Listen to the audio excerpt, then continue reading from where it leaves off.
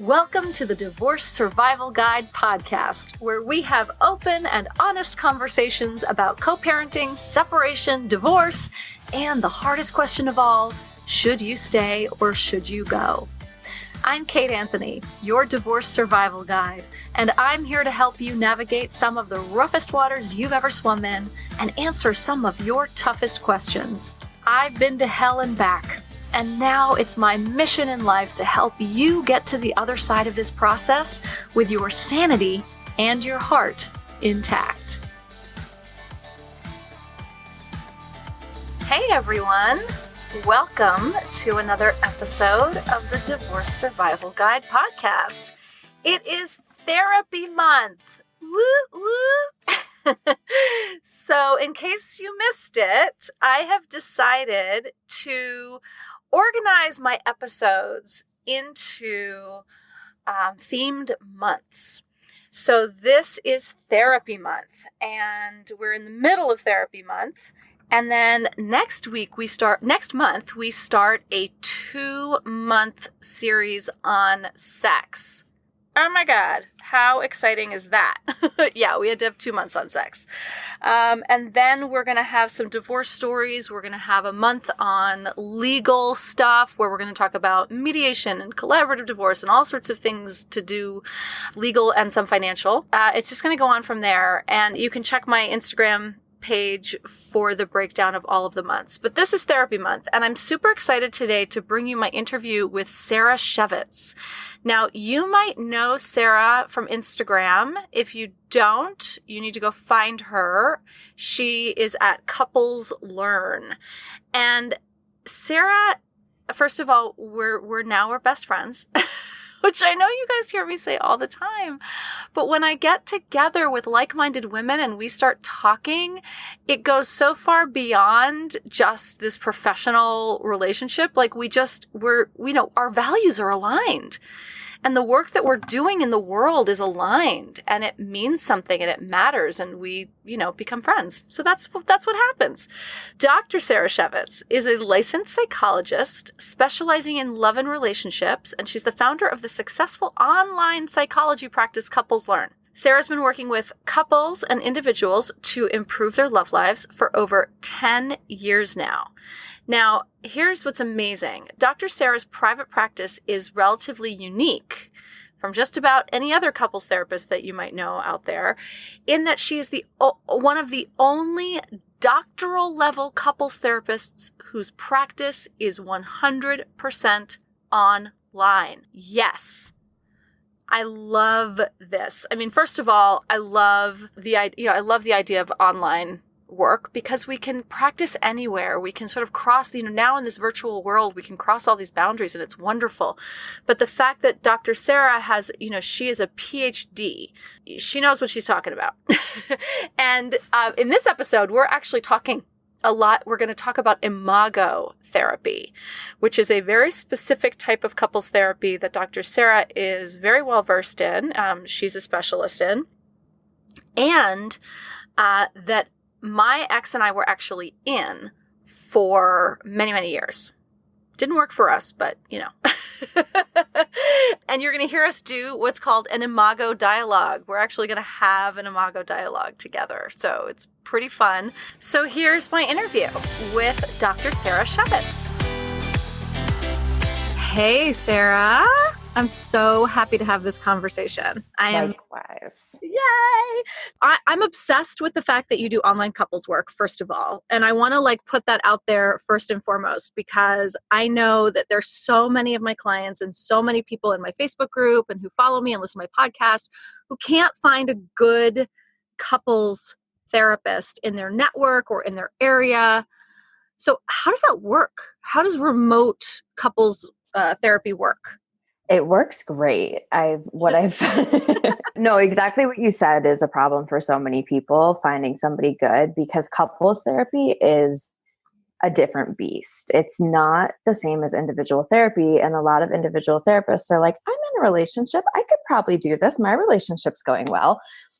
And they can't. No. So it's separate training. It's an entirely different set of skills. It should be a totally separate training.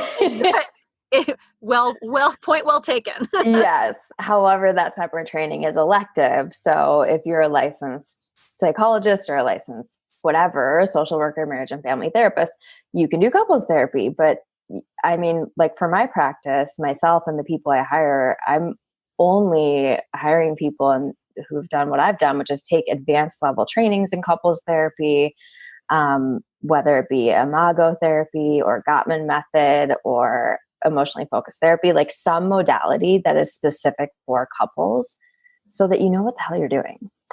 So that's number one, is why it's hard for people to find somebody good, because a lot of people just don't invest in that training.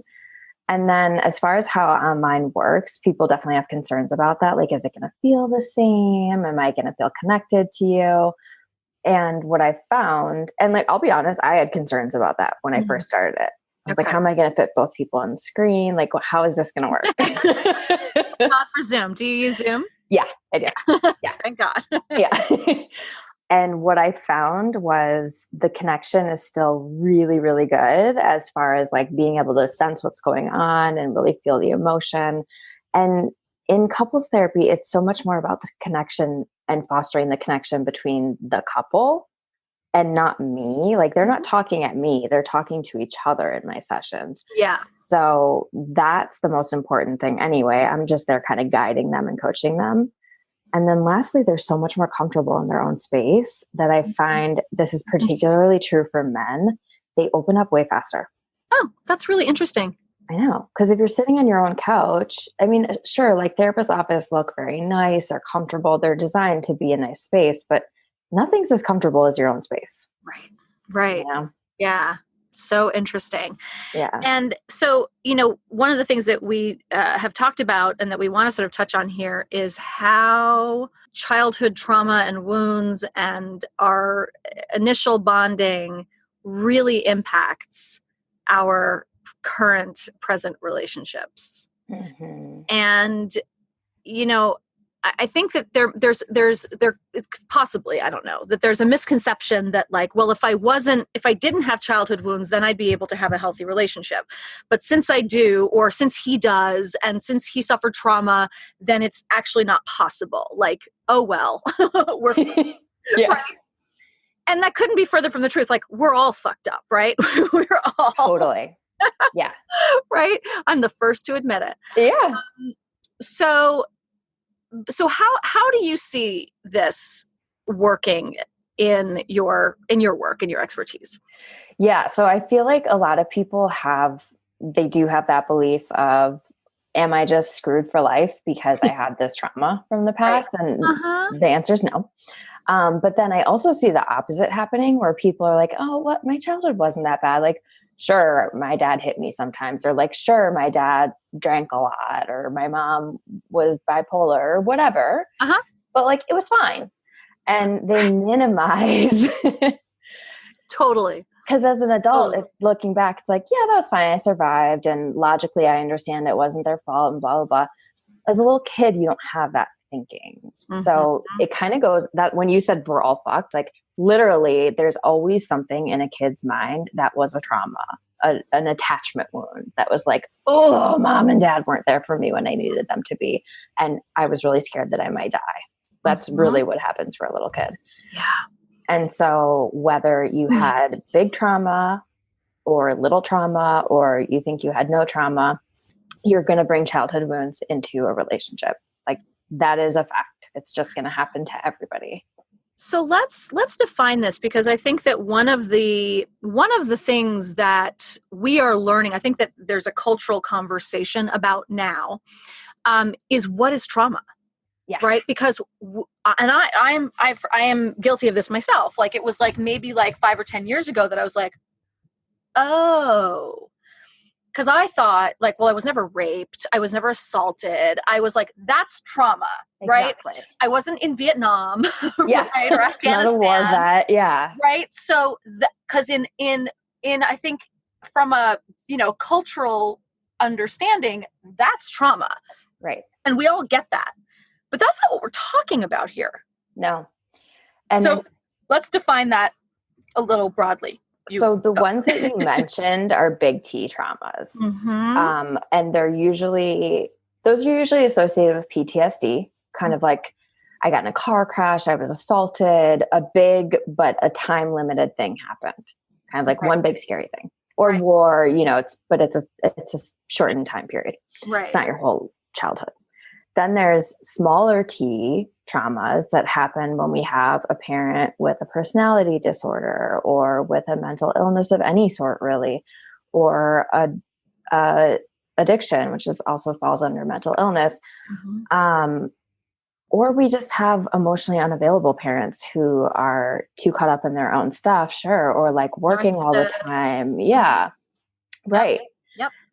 And maybe they don't have full-blown narcissistic personality disorder, but they have qualities of it enough that it impacted you. Yep. Yeah. Exactly. And so that creates complex PTSD oftentimes, it's complex because little hurts happen often and consistently and frequently enough that you can never feel safe as a child. You can never feel secure, like my parents have got me.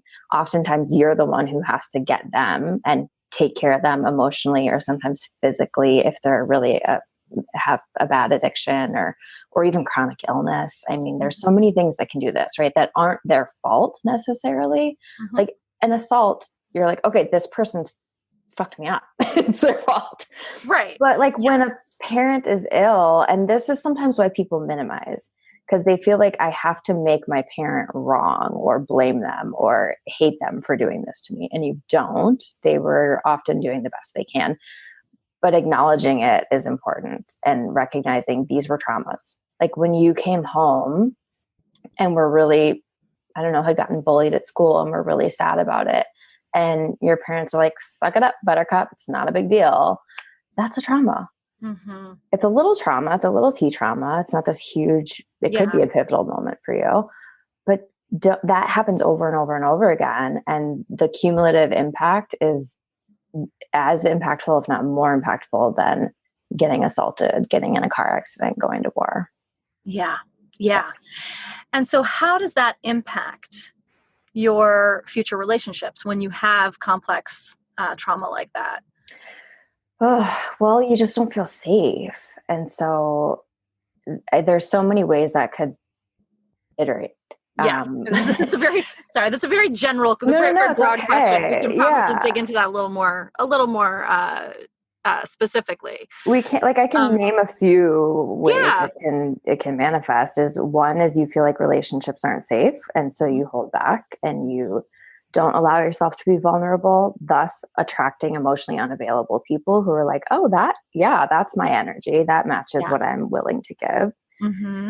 Ultimately leading to you wanting more, getting hurt, being really maybe codependent and invested in fixing them, changing them, getting them to open up. So that's one way. Another is that you're just totally shut down to relationships and don't even want them or can't maintain them. Or the other is that you become the really wounding person. I put that in air quotes. That is just kind of narcissistic yourself. The aggressor. Right. Yeah, absolutely. So there's tons of ways that can manifest, and that's just a few of them. Yeah.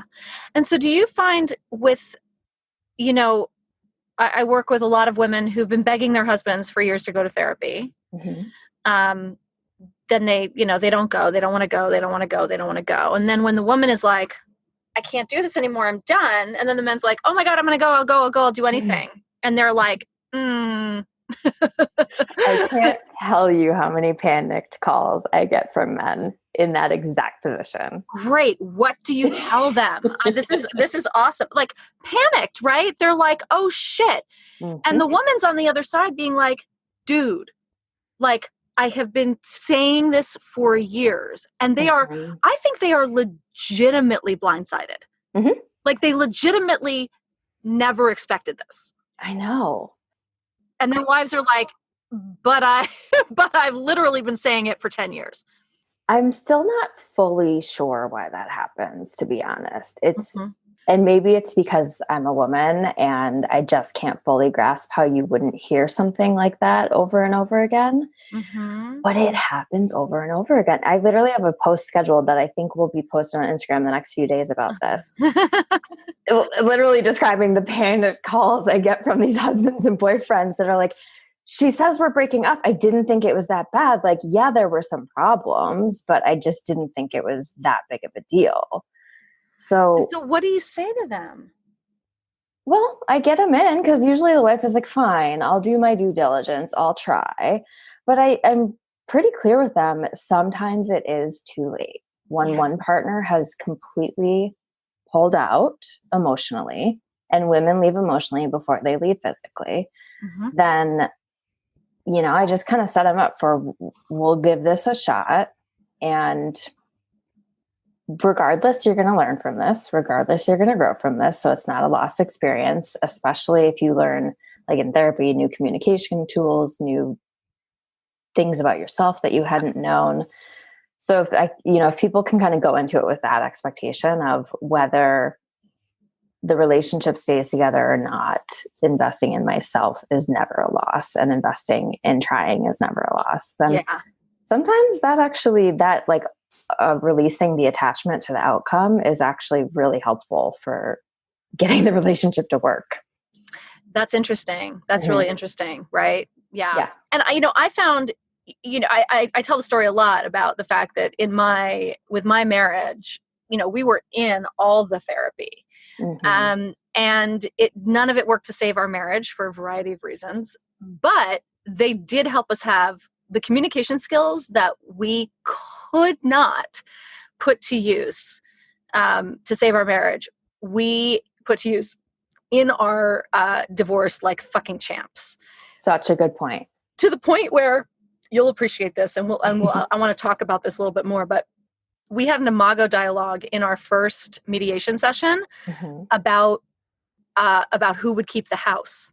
Wow. And our mediator was like, what the fuck just happened? What is this magic that's going on here? Yeah, he was literally like, what just happened? Because at the end of it, I was like, you know what? You're right. You need to keep the house. And the guy was like, what? So let's talk about Imago. I just got chills down my spine. It's so powerful. And that is such a great example. And I'm like, this seems like a new outlet where I could use this. 100%, right? Yeah. Like literally, I think I was like, we were in mediation and it was getting a little heated. And I was like, I'd like to have an Imago Dialogue. Is now a good time? And he was like, I mean, I guess.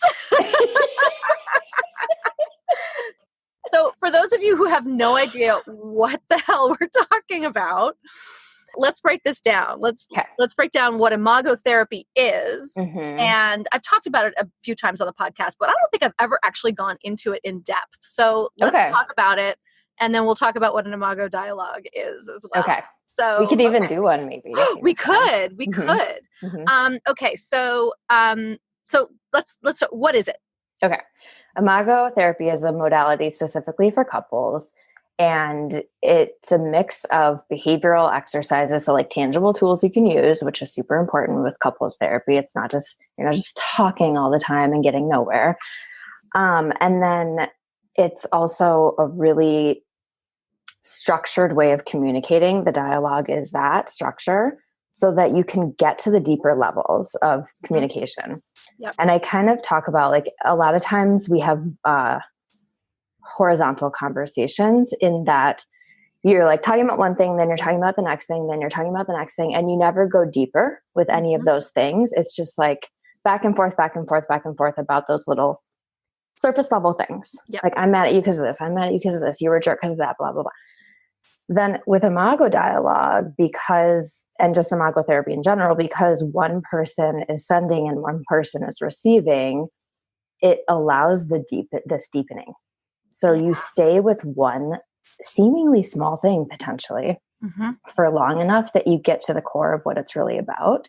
Yeah. And so this is vertical conversation. It's going from surface level, like skipping across the horizon, to going down to the core of the earth. Like, what is down in there? Yeah. And it is powerful. It is really, it can be like super, super powerful. Yeah. I once heard an Imago dialogue about toilet paper, about the fact that the husband didn't change the toilet paper roll. Mm-hmm. And it was so not about the fucking toilet paper. Never is. And once we got under it, it was like, holy shit, I can't believe we just had a conversation about a toilet paper roll that turned into that. Yeah. You know, that was so deep and so rich. Because as you said, it goes vertical. It goes right deep. It's like a oil drill. Yes. Right to the core of the earth, where like all the molten lava or whatever the hell it is down there. Yeah. You know? And partly that was, that's because the therapist who's trained in Imago therapy will give you prompts to kind of complete like sentence stems. So potentially what hurts me about that is, and then you continue on that sentence, or what scares me about that is, what that reminds me of from my childhood. Yeah. That's always there's something. Yeah. That was always the big one for us. Yeah. Yeah. Yeah, well, it is, because it gives you insight and it helps release you from the current situation, realizing this is actually about my past childhood wounding that I'm bringing into this. And sometimes that's enough to release it. And sometimes you still need to figure out the problem. And then you go into a behavior change request where you ask your partner what they could do differently. Yeah.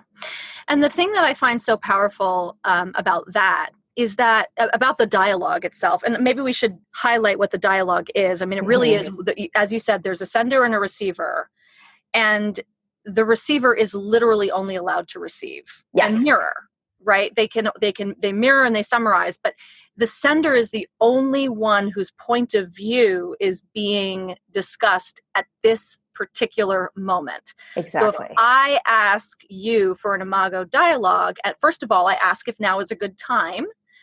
And the partner can say yes or no. And if they say no, it's not a good time. You're not allowed to have the dialogue. You have to show them. And that respect for your partner's availability is so important, you guys. Like, pay attention to that. Yes, it's so important, because first of all, you're not going to get anything accomplished if they say no and then you barrel ahead anyway. Yeah. If someone is not in a position to receive information that you need to give them, don't give them the information.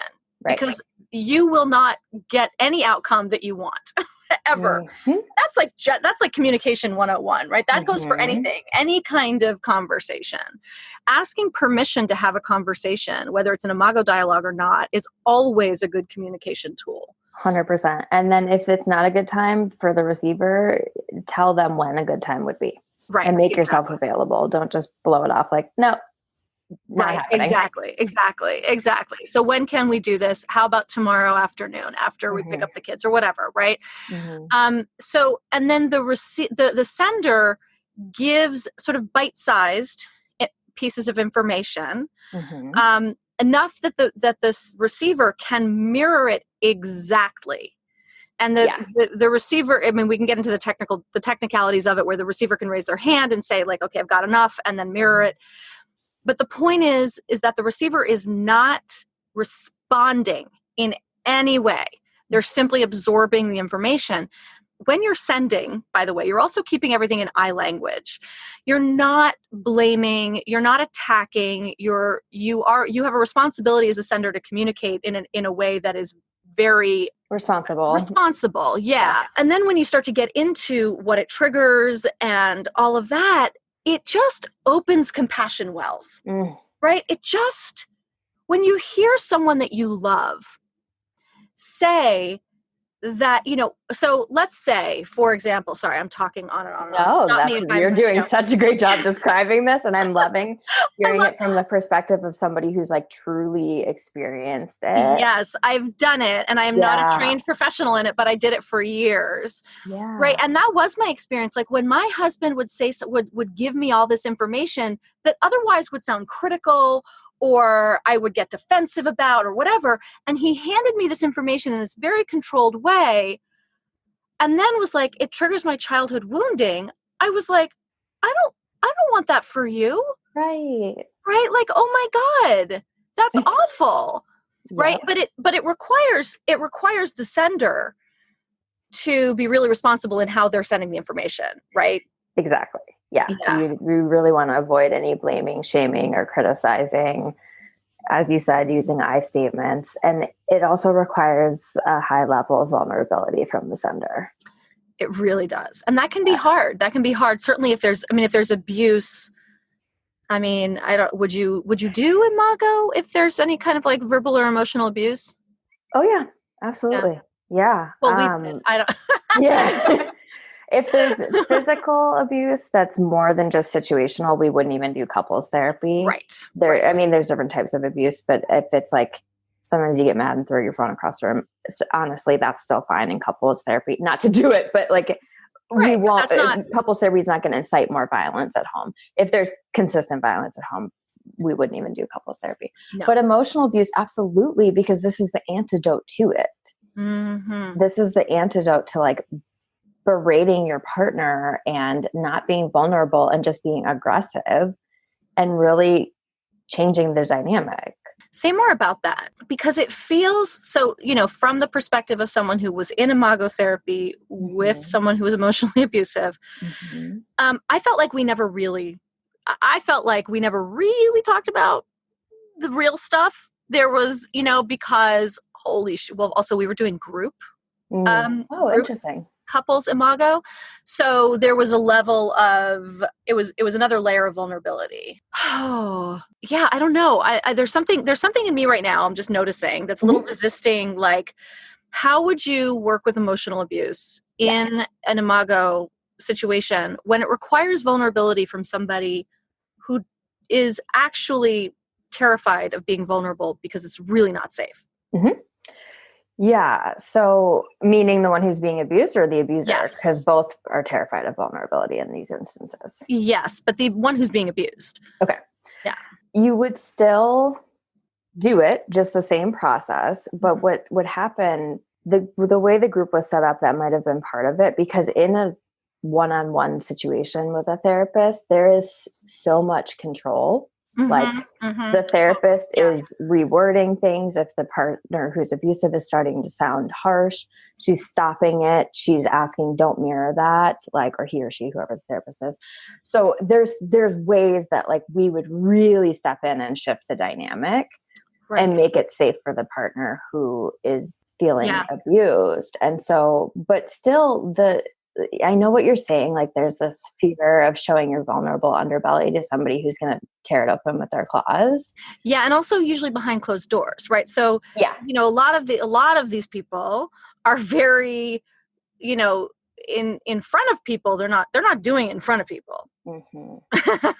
Right. Mm-hmm. So in the session, it's all very controlled and above board and really looks like they're doing the work. Mm-hmm. But then the other person knowing that this is, when we leave this session, this is not. So I would say that person should bring that up in a dialogue. Okay. That should be, that should be brought up in the open out in the open so that the therapist can help you deal with that. And maybe then the therapist would say, hey, to the abused partner, let's meet a few times individually and talk about how you can keep yourself safe in those instances, how you can set some boundaries, how you can walk away if it's getting abusive. And literally that may be a shifting point, bringing that up in therapy for the abused partner to realize this isn't working. And I'm giving every single thing I can here. And then we're going home and the dynamic's exactly the same. So pay attention to that. Yeah. And that will happen with a narcissist. They will put on a show in the room and be the perfect listener and the perfect sender. And then they get home and they refuse to use it. Yeah, right. Exactly. So just know, but and if that's happening, that needs to be brought to the attention of the therapist, right? I would absolutely and troubleshoot it with them, the therapist. And again, you're just doing everything you can. You're in therapy because you want to do your due diligence before leaving. You're trying to save your marriage. Right. To do that, you need to put it all out on the table. So if you do that and you troubleshoot it and your partner's still not using the dialogue and still refusing to be, cooperative, then that's really good information for you. Yeah. I mean, that's pretty much your answer, right? That's right. Exactly. Yeah. There's a premise in Imago that I am curious about your thoughts on.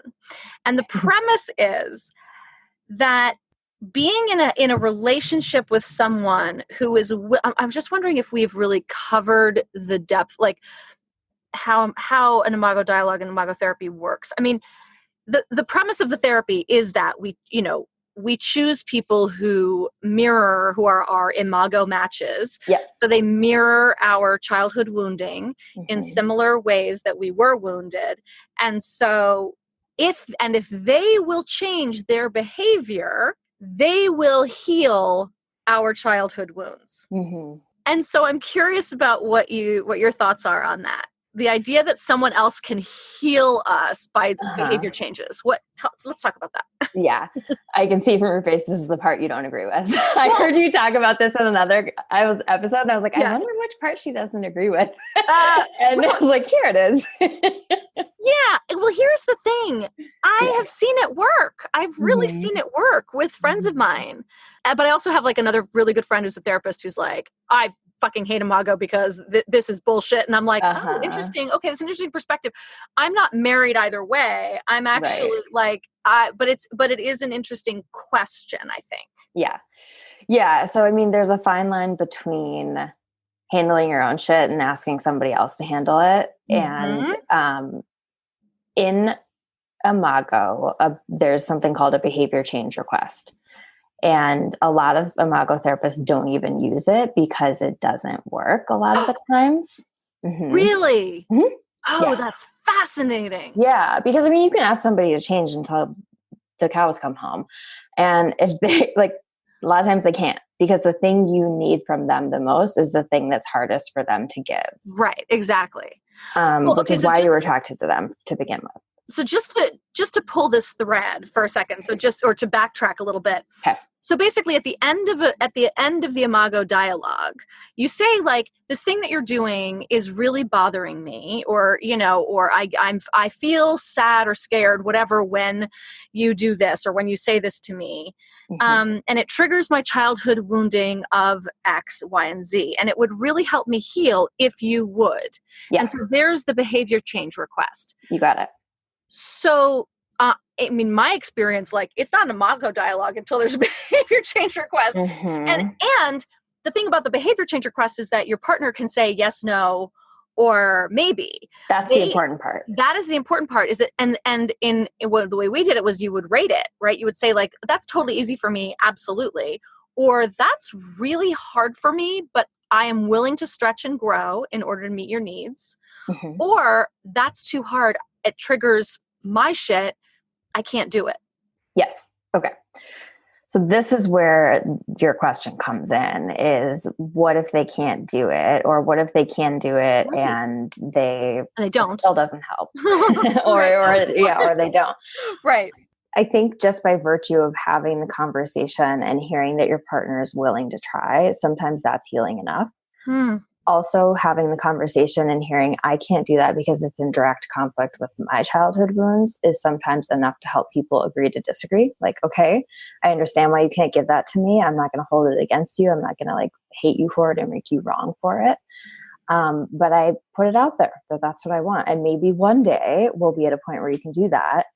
But for now, I'm clear on why you can't, and I'm accepting it. So you're not always going to get what you need to heal from your partner. Right. But you might get clarity on why you're not getting it, which in itself is healing. It's not about you. It's not about you not being enough. It's not about them not wanting to give you things. So that sometimes shifts it enough that you're like, okay, I can do without that, or I can handle it myself. Yeah. That's interesting. Yeah. That's actually interesting. That's a bit of a shift for me, is realizing that the dialogue itself, just hearing why your partner can't do it might open up like compassion or some kind of intimacy in and of itself. And forgiveness. Right. And acceptance. Yeah. So sometimes behavior change requests don't even happen. This is news to me. This is totally fascinating. And so so behavior change request or not, do you believe, like as an Imago practitioner, that this process can heal that your partner, that you can be healed through behavior changes of your partner? Healed as in it's never going to come up again. No. Right. I mean, right. But healed as in you're going to have greater insight and you're going to shorten the length between something happening and you getting reactive. Increase the length so that something happens. You have more time to realize what this is about and more understanding to realize what's this about. So you can choose consciously whether you want to react or not. So Imago is less about healing childhood wounds, though I think that languaging for sure is used in the book. Yeah, definitely. And more about becoming conscious of them and then being able to make a conscious choice. Most of us are just unconsciously reacting to circumstances that are triggering our past wounds without realizing it. Yes. If you can gain that awareness, you can then choose, do I want to react this way or not? And that's healing. That's really the crux of healing. I mean, it really is, right? Because healing is not about not having the wound. Mm-hmm. It's about putting the space between the wound getting blown on or rubbed or hit and screaming, ow, enough so that you can go, ow, that hurt. Yeah. Right. As opposed to, what the fuck did you hit me? Right. Because at the end of the day, I mean, I always talk about this, I have a huge festering wound on my shoulder and you happen to bump my shoulder. It's not your fault that you bumped my shoulder. I'm the one with the festering wound. It's my wound. Yeah. So, and I can either scream at you for bumping it, or I can say to you, hey, I don't know if you noticed, but I have this really huge festering wound on my shoulder. Can you try not to bump it? And if we took that analogy a step further, I love that analogy. You could say, sometimes I'm taking care of it and cleaning it out and putting on ointment and changing my bandage. And sometimes my partner can help me with that. Yes, I love that. I love that. Yeah, that's great. That's great. So I think it's not an all or nothing. Okay, your partner, if they change, it'll heal all your childhood wounds. They can't do that because their childhood wounds are in direct conflict with it almost always. Almost always, yes. Yeah. And that's important. I want to give that a little weight, right? Because when I say to somebody, it's really, because one of my biggest triggers is lateness and lack of communication and inconsistency. So when I make a request of someone to be more consistent in their communication and to show up on time or call me, it's 9 times out of 10 triggering their wounding of feeling suffocated and overwhelmed in relationships. Yes. Right? And so it's a challenge. Yep. It's a challenge. And so then we have to talk through and work through, okay, how do we both feel comfortable and okay and safe? Yeah. Because it's not just my wound here. Now it's 2 wounds.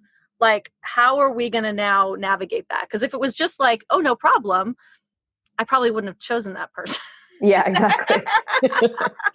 But both of you talking about that lessens the pressure on the wound and kind of helps you gain understanding so that you don't have to be so reactive about them being late, or they don't have to be so reactive about you requesting them to be on time. Right. Exactly. Sorry. You were in the middle of something. But I wanted to that's okay.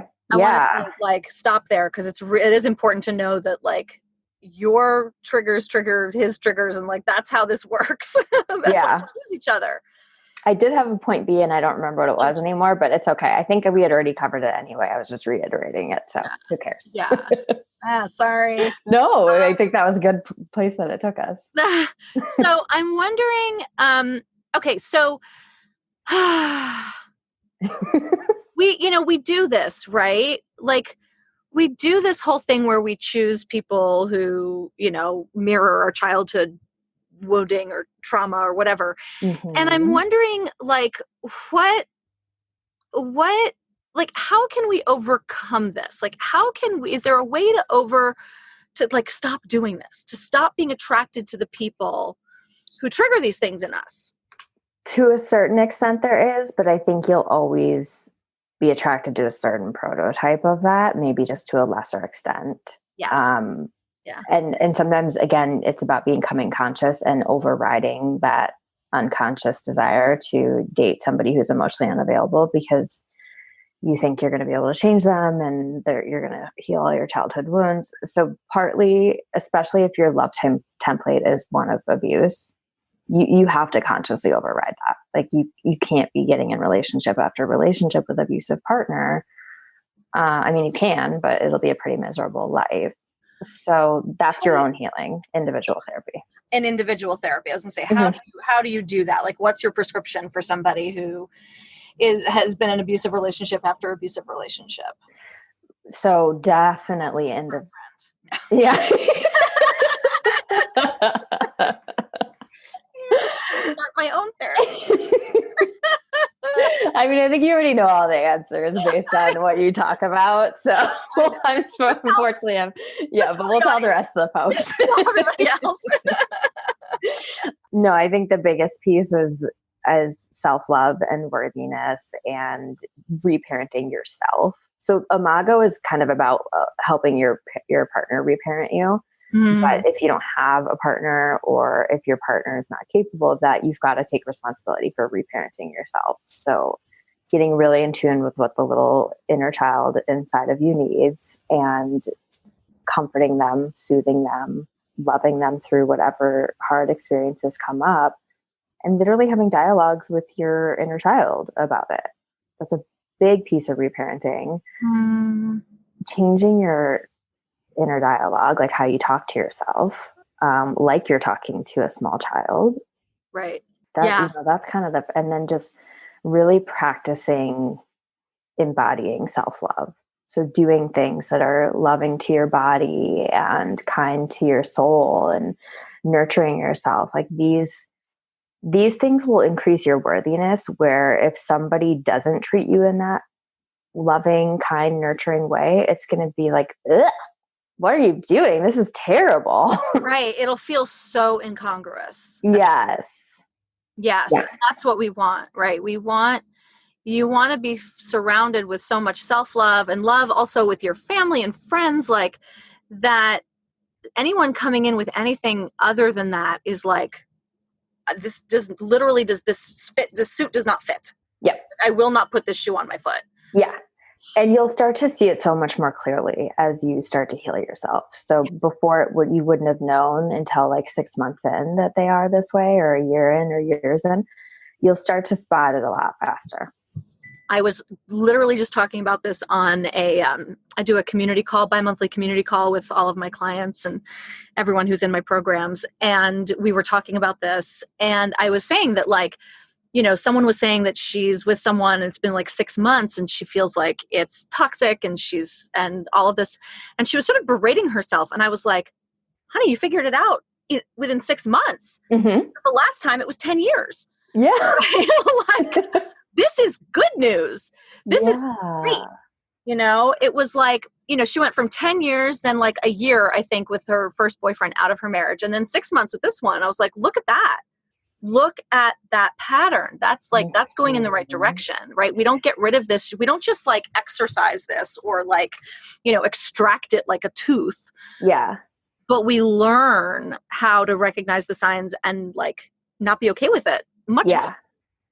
Totally. And I think there's definitely a progression in self-love and doing your own personal work. So you might work with a therapist or a coach for a little while, feel like, okay, my work with them is complete and I really love myself. And then notice that you're getting back into unhealthy relationship patterns and realize, oh, there's another layer here. And then you might work with a different therapist or a coach, or maybe go back to the same one. And there's so many layers to this that your work is never done. Like you've never arrived. But over time, so if you feel like I've done the work and I haven't changed the patterns, there's deeper layers to the work. There's more work. Yeah. Mm-hmm. And maybe it's somatic now, like maybe you've done the cognitive stuff, but it's time to get into the body work of EMDR or somatic therapy or something like that, where this pattern, this trauma is like stored in your tissue and it's time to get that shit out. That's my next step. Yeah, it's powerful. It's powerful stuff. I don't want to. And then like my anxiety and and I'm like, fuck, okay, fine. So which is such an indicator that it's exactly what you need to do. Exactly. Yeah. I mean, I'm well aware. Like, yeah, I get it. Yeah, every time, they talk about the onion, right? We're just peeling the onion. There's always another layer. And sometimes, you get to a layer and you're like, oh, this is good. We're great here. And then like all of a sudden it starts to crack and you're like, shit. Yes. And if you're like someone like you or me, where we're like, oh, look, oh shit, there it is. Because we know. God damn it. Now I have to go back. Yeah. Now I have to go back. No, I just started working on my next layer. Like, it's never done. I have a doctorate in this shit and I'm still doing the work. Like, it doesn't stop, you guys. It doesn't stop. Nope. It doesn't. So you're not bad or wrong for not being done. That is just the way. If you're committed to your personal growth, there will always be more work to do. Yep. Yeah. I 100% agree. I always say we're not done until we die. Yeah. And if you are done, you're probably like dead inside. I think. Yeah. Maybe that's a terrible thing to say, but you know what does shift that I wanted to address is the place that you come from in the work starts to shift as you become more self-loving. So I noticed in the beginning when I was doing my own personal growth and therapy and stuff like that, it was coming from a place of me being like bad, wrong, broken, not enough, just all this negative, self-talk. Yes. And now you have to fix yourself. Right? Exactly. There's something wrong. I have to fix it. Yes. And now it's really coming from a place of, oh, fun. This is the next layer. I mean, maybe not fun all the time. It's hard work, but like, oh, look, this is interesting. Yeah. I'm still enough. I'm not bad or wrong because this came up, but this is just like guidance from the universe that, hey, this is the next layer of your growth. Dive in. So that shifts as you get farther into the work. You don't go from coming from a place of I need to be fixed. It's just I get to grow. Yes. I love that. I am wondering, let me see. What other questions can I ask you?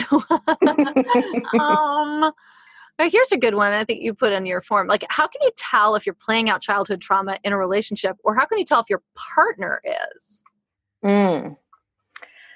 There's a quote, if you're hysterical, it's historical. Yeah. So if you're... Ding, ding, ding, ding, ding, ding, ding, ding. Yeah. Yes. Everyone write that down. If it's hysterical, it's historical. If you're freaking the fuck out, it's not about what's happening right now. Exactly. Yeah. So that's a key thing. If your reactions seem way out of line for what's happening in the arguments, it's probably childhood wounding being kicked up. And same with if that's the case with your partner and you're like, whoa, buddy, me being 5 minutes late did not warrant this reaction, then it's a pretty good sign. Now, how do you tell your partner, hey, buddy, like, I don't think this is like, it's like asking a woman if they have their period. Oh my God. Yeah. Right? Like, I don't think this is about me. I think it's about your childhood trauma. Like, fuck you. Right? Like, are you on the rag, honey? Yeah. It's like, men, don't do that, please. Yeah, please don't ever ask a woman if she has her period. Yeah. So this is a question that comes up frequently, and you really only should take responsibility for yourself. So model it. Don't point it out. Yeah. But you can ask for a dialogue, and the dialogue could start with, I'd like to request a dialogue. I feel like this is something I'm having some feelings about and is now a good time, blah, blah, blah. And then say, I'm feeling triggered by the level of your reaction right now. Look, we're going to do this. Okay. So you're feeling triggered by the level of my reaction right now. Yes. And I'm wondering if, I'm wondering if I could learn more about why you're reacting the way you are. Okay. So you're wondering, if you could learn more about why you're reacting why I'm reacting the way I am right now. Correct. And B, I'm curious if there's anything behind this reaction that I should know about. And B, you're wondering if there's anything behind this reaction that you should know about. Yeah, because I want to be respectful of you and any potential wounds I might be stepping on right now. Okay, so you want to be respectful of me and any potential wounds that you might be stepping on right now. Yes. And then that's it for my side of the dialogue. And then, right. Is there anything else? And so then I summarize, which is, what I heard you say is that you're curious if there's more behind the reaction that I'm having, because it seems like maybe like a big reaction. Mm-hmm. And so you're wondering if there's anything going on behind it that you should know about, because you want to be cognizant of any triggers or wounds that I have, so that you can be compassionately aware of them. You got me. Okay. Is there anything else? No. Okay. So I imagine now we go into feelings, right? That makes sense because. Oh, that makes sense because. This is validation for everyone listening. So we did mirroring first. It's been like 10 years since I've done an Imago Dialogue. And you're killing it. I was like, she's so well trained. So well trained. But now I don't remember that makes sense because. Okay. So what do I do now?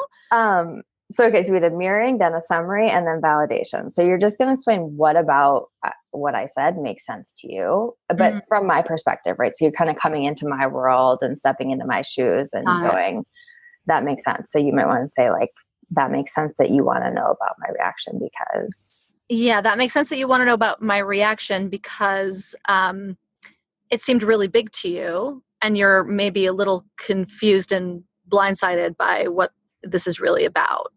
Yeah, that's exactly right.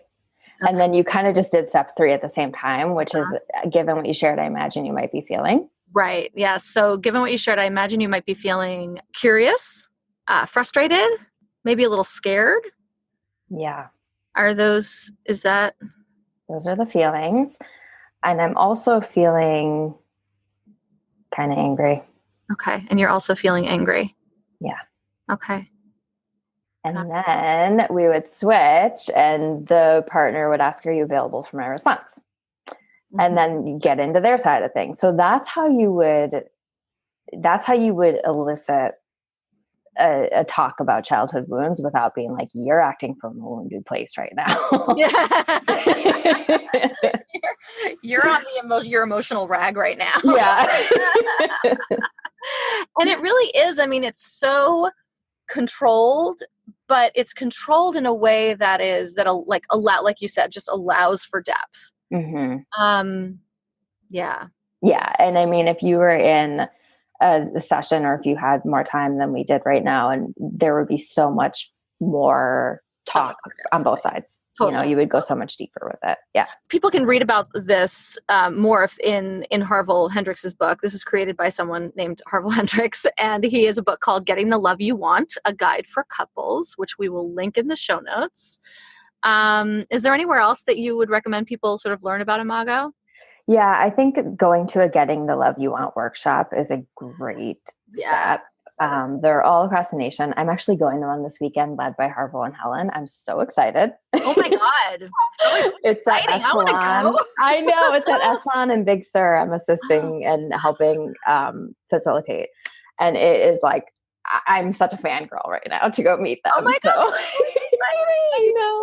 Wow. That's so cool. Yeah. But there's workshops all over put on by Imago certified therapists all across the world. Imago's worldwide. It's not just nationwide.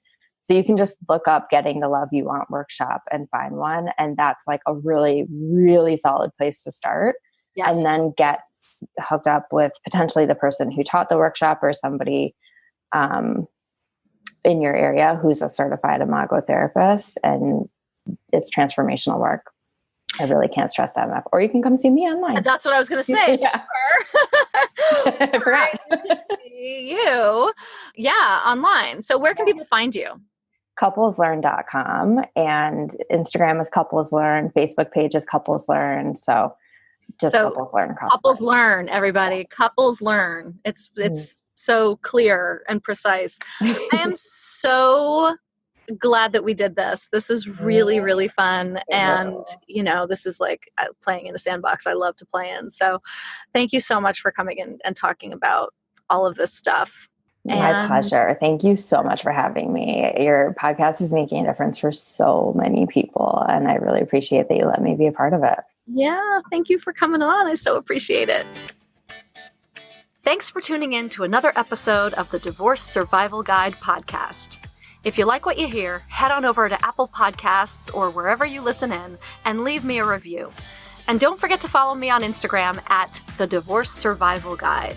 I'll see you next time, and until then, remember, you, my love, deserve to be happy.